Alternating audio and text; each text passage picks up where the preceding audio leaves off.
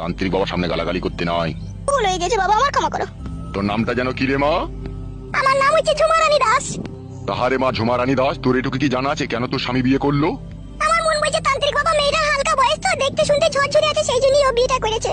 এ সম্পূর্ণ তোর মনের ভুল ধারণা রে মা। তোর জীবনে এক নির্দিষ্ট কালো ছায়া নেমে এসেছে। আপনি কি বলছেন তান্ত্রিক বাবা? আমি বলিনি রে মা, আমি যা কিছু বলি না কেন সবই আমার গুরুদেবের স্মরণে বলি। তান্ত্রিক বাবা, আমার মেয়ের এত দুর্ভাগ্য কেন নেমে এলো আর কপালে? একটু দাঁড়া মা, আমি গুরুদেবের শরণাপন্ন হই। শান্তি। মা নারকেল বেগম, তোর মেয়ে মহাপাপী। তোর মেয়ের প্রথমকার স্বামীকে তোর মেয়ে নিজের ইচ্ছা মতো তাকে ছেড়ে এসেছে। সে আজ পথের ভিখারি। তোর মেয়ের জন্য সে কেঁদে কেঁদে রাস্তাঘাটে ঘুরে বেড়ায়, আর তোর মেয়েকে রাতের পর রাত দিনের পর দিন অভিশাপ করে। তার অভিশাপেই তোর মেয়ের এরকম আজকে দুর্দশা। এসবই প্রভুর ইচ্ছাই হচ্ছে। তান্ত্রিক বাবা, তুমি একমাত্র আশা ভরসা, তুমি ছাড়া কেউ আমার মেয়েকে সুজা করতে পারবে না। তান্ত্রিক বাবা কইরে দাও।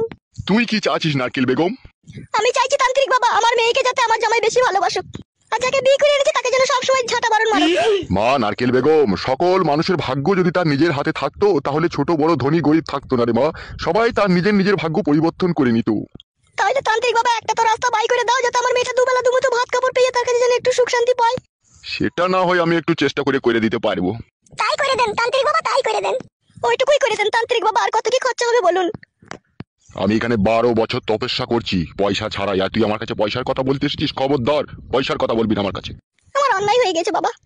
আমি ওষুধ দেবো, আমার ওষুধে 100% কাজ হবে। কাজ হয়ে যাওয়ার পরে আমাকে 250 গ্রাম বাসমতি চালের খিচুড়ি বানিয়ে আর 1 প্যাকেট সিদ্ধি দিয়ে আমাকে সালাম করে যাবি, তাহলেই হবে।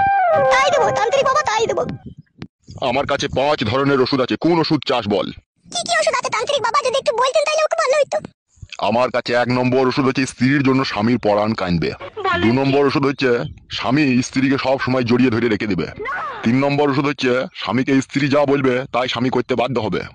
4 নম্বর ওষুধ হচ্ছে স্বামী স্ত্রীর জন্য বুকা ফাটা হয়ে যাবে। 5 নম্বর ওষুধ হচ্ছে তুই যদি পরকীয়ায় লিপ্ত থাকিস তবুও তোর স্বামী চেয়ে চেয়ে দেখবে, তোকে কোনো কথা বলতে পারবে না। তার কারণ তার দৃষ্টিশক্তি নষ্ট হয়ে যাবে। এই ওষুধের এতই পাওয়ার। হাঁটি, তাহলে কোন ওষুধটা নিবি তুই? কি চিন্তা ভাবনা করছিস বল, কোন ওষুধটা তোর দরকার? কি হলো তুই বল, কোন ওষুধটা নিবি? ওই ওষুধটাই নিয়ে দে তাহলে, ওই সব সময় জড়িয়ে ধরে থাকবে সেইটাই নিয়ে দে। অত জড়াজড়ি করে কি করবি লো? সেটা তোকে কষ্টই দেয়, তুই ওকে জড়িয়ে ধরে কি করবি লো? তাকে শেক দে, শেক দে। ওইটাই নিয়ে দাও তো, তারপর আমি দেখবো। তাহলে তান্ত্রিক বাবা ওই জড়াজড়ির ওষুধটাই দিয়ে দেন। কি রে মা ঝুমা রানী, তুই বল কোন ওষুধটা চাস, মন খুলে বল। ওই ওষুধটাই দেন তান্ত্রিক বাবা, যেটা জড়িয়ে ধরে থাকবে সেইটাই দেন। তাই হোক, তুই যদি ওই ওষুধ নিয়ে সুখ শান্তি পাস তাহলে সেটাই নে। ও